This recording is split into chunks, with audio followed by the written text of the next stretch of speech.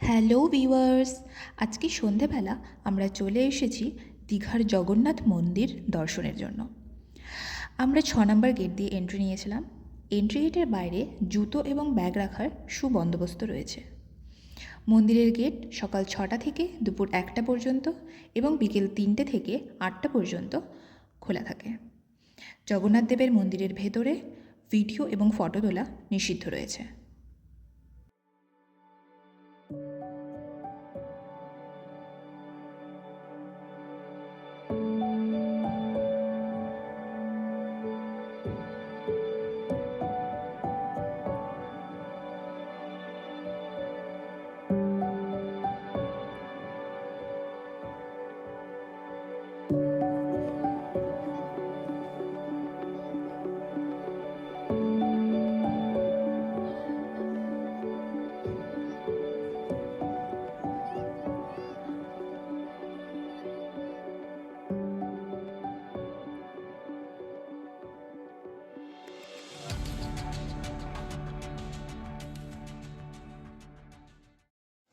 পুরো মন্দিরটি ঘুরে দেখার পর আমরা আবার চলে এসেছি রাতের উত্তাল সমুদ্রকে উপভোগ করার জন্য।